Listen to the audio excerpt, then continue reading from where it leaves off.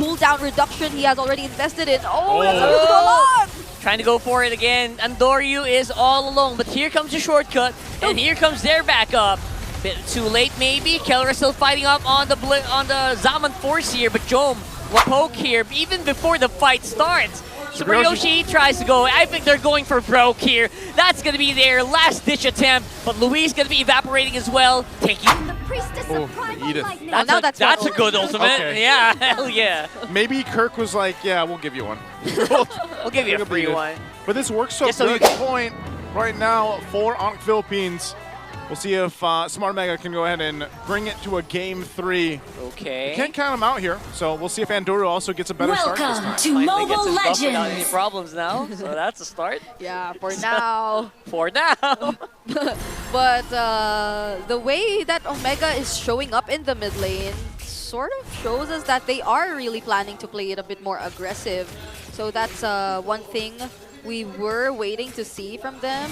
But King Kong, though, okay, that was close again. King Kong, no fear at all. Let's go straight into the mid laner of the opposition and just give that raw damage. Now everyone zoning in. That's 4 people up on mid, trying to make sure Andoryu is secure. A better start for this time around. And Omega, they're the ones on the chase now. King Kong's low. I don't think he can fight anymore. And now everyone has to make a run for it. Oh, man. So again, a lot of the early action here, but it is Omega coming out with the upper hand on that one. Oh, no care. Big Chang forces a flicker out of Super Friends. He's fine though. Okay. So this is the smart Omega we failed to see in game number 1. And Andoryu was officially able to cross the river and get some creeps away from Onic Philippines side. So these are major developments if we were to compare it with the way they played the first game. But still, so far, the lead is pretty manageable for Smart Omega. It probably will really matter when it comes to the first objective, considering that there's a chip. And we're yet to see them actually make use of all those Y-Walks shortcuts in this game. Yeah, I don't think they can also be too aggressive as well, because Super Friends will probably see them coming from a mile away with all of these traps. Look at those traps. There's a whole lot of vision provided from this. They're going to blitz the turtle, though. So fast right now. No way for Andoryu to actually contest that, Bottom? and he knows it. He's playing up on bottom. Killer with a solo kill on the Jome. I don't... if you're Jome, you know you're scratching your head right now. Yeah, he probably is. Just when he mentioned that he's gonna beat up Killer in lane. Oh, man. Oh, boy. He even burned the flicker there. That was a total 1v1. I mean, Kelro used his too, so... But obviously you win that too as the Harith here, so... Yeah.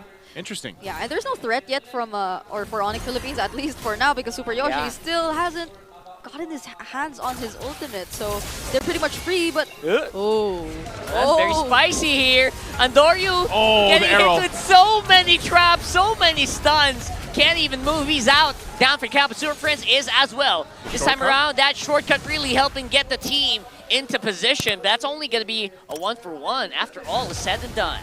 Yep. So 1-for-1. They're still going in the mid lane. Kelro was just kind of holding that down. So, yeah, the shortcut usage is going to help them on the macro level.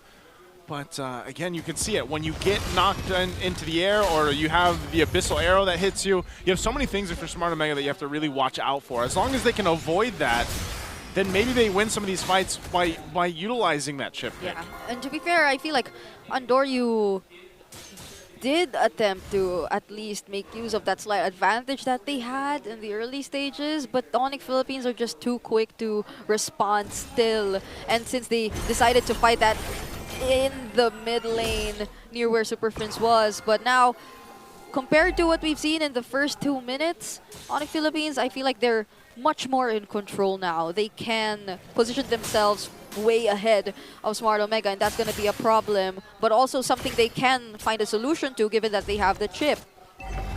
Yeah, Smart Omega will clearly have to play around the chip. It's almost in the same essence where I was like, they had to do that with the Lui in the previous game. So as long as they have a better iteration of that now for game 2, that would be best.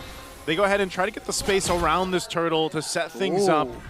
You still have Andoryu working on the buff, so they're just going to kind of delay this. Oh, an arrow is going to land on Luis. Trying to delay them. Actually, Luis is the one who's absorbing a brunt of the damage here. A little surprised that Onic didn't just straight up rush that turtle, but now they're waiting for Andoryu. He's not coming. They said, you know what?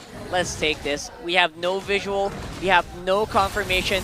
And they feel like they're ahead. Look at that. Beautiful throw as well. It's a 5-man shortcut. King Kong securing that turtle once more. Kelra's up on front. Zaman Force not going to help him at all. Some good damage coming in from Onic right now. Only losing out on Kelra. And they are still going. Yeah, the killing spree in action for King Kong. Although he didn't get the kills, the mere fact that there were multiple members of Smart Omega who were already 30% below allowed him to just freely fight against Smart Omega. And in as much as there was near perfect timing with the shortcuts, I mean, Andoryu was able to make it in time, also lay out the electrifying beats against the members of Onic Philippines. It just wasn't enough. They were tanky enough to deal with it, and even Kirk with the prolonged or slightly longer fights can just really respond with the Primal Wrath. Community prediction here. Whoa! Andoryu! Andoryu down for the count with just one combo, essentially. Dang, man, and again, the community, 11% right now for Smart Omega. Andoryu's been doing work like across the map, utilizing the macro pressure that he can put and then relying on the shortcut to join these, but getting picked off like that is not going to be a good time. It's already sitting at 0-3 and 2. Yeah. Honestly, I feel like Andoryu's been attempting to do a lot to manage the lead that Onic currently has, but the way that Onic is just able to equally respond to these somewhat expected isolated or split pushes coming in from Andoryu is becoming a problem, because there's no other member you could expect to do the same job that Andoryu does. You need to accompany Jome, especially at this point of the game. Okay, but there's just so much pressure from Onic Philippines. It's like there's a constant reaction forced out of Smart Omega. They're not able to play what they really want to do. At the very least, they're not 2-level or 3-level gap like for game 1, right? So they're doing something better here. Not necessarily, you know, good enough yet, but we'll see. It'd be better if they're able to, you know, focus on maybe even just contesting that first Lord, because right now this turtle is going to be started up by Onic.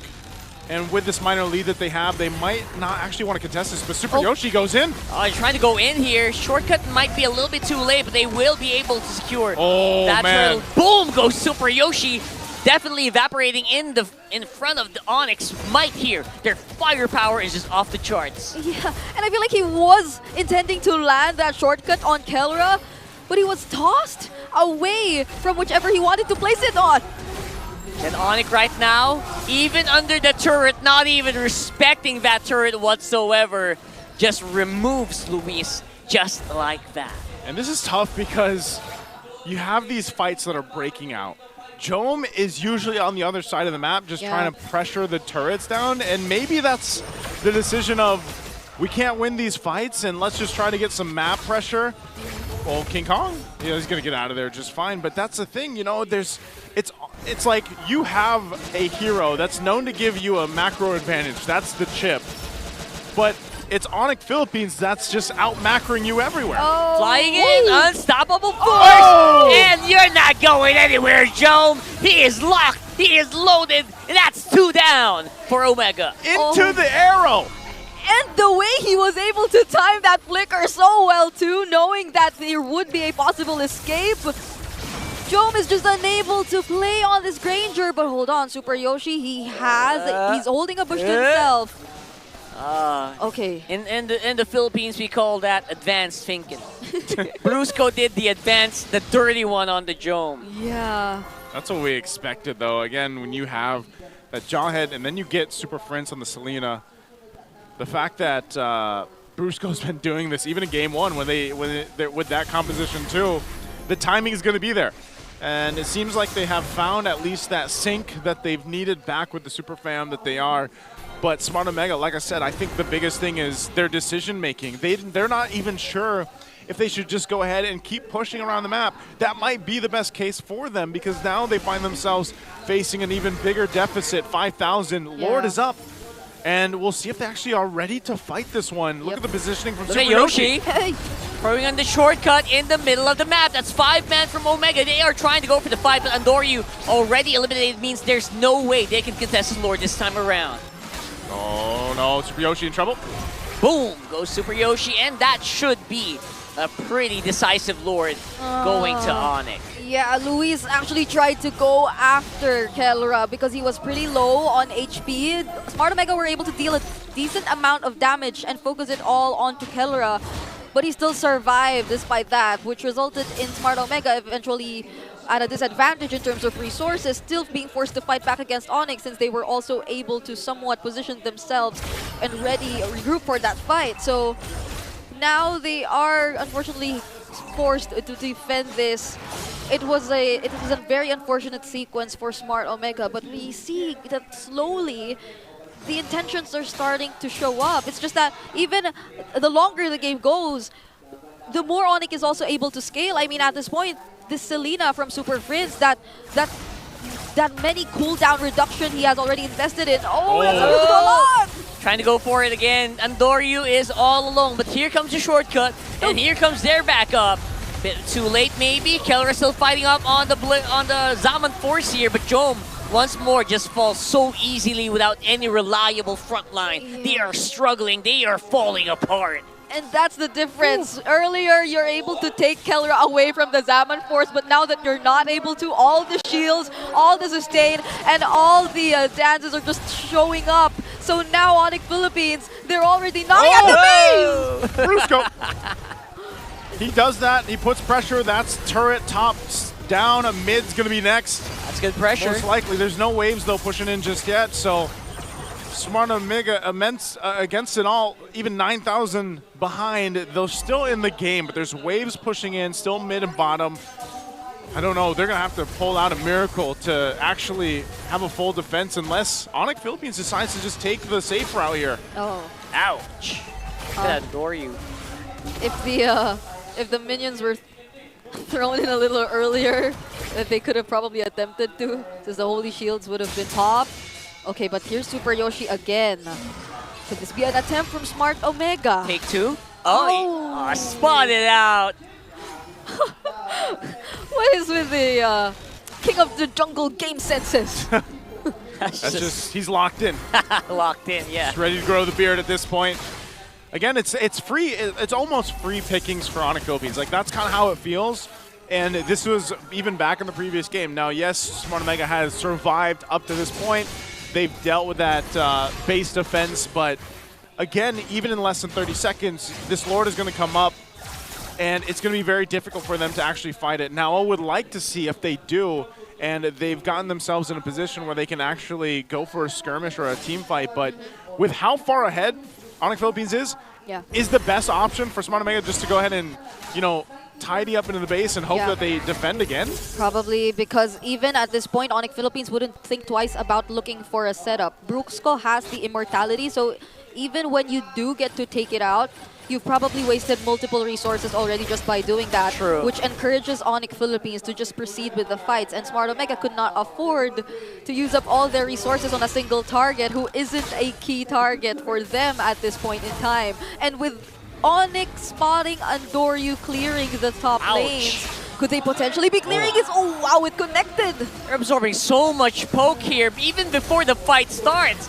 Super Yoshi tries to go. I think they're going for broke here. That's going to be their last-ditch attempt, but Luis going to be evaporating as well. Taking out Kirk is pretty big, though, but the Lord still going over the Onic. Lord still goes over. Brusco is low. He's still got an immortality.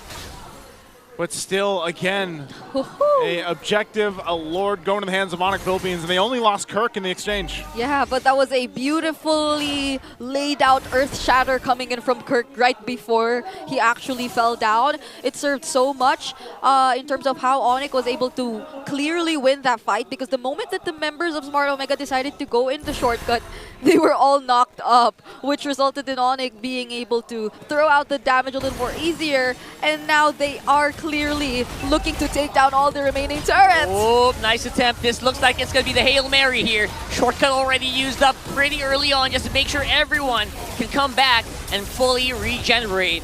The Lord gonna get taken care of here by Onic. It looks like it is working out. Onic can't really push in without Kirk. Yeah. Good clear, at least for now. Good defense from Smart Omega, despite it all. Still, how long can they continue to do this? They need to buy another 5+ minutes, I would say. 5 more. To really get to that point. That mid turret's gonna go down. Oh, that's a very aggressive Avatar the Guardian there, already used up. We're taking down that turret. This turret number 3 here is going to be going down as well. Yeah. That's an empty one. Omega, what are you going to do? Going in as Brusco. Nice throw here. Andoryu just going to remove. That was clearly in sync. A toss into the Earth Shatter, but wait! 4v5, low HP here for Super Yoshi and Luis. And looks like that is going to be the sweep. It's a 2-0 for Onic Philippines. Took them a little bit longer to get game 2, but that is a sweep now for the Super Fam. Onic Philippines taking the series 2-0 against the Smart Omega. Ooh. Now we can say that they really are on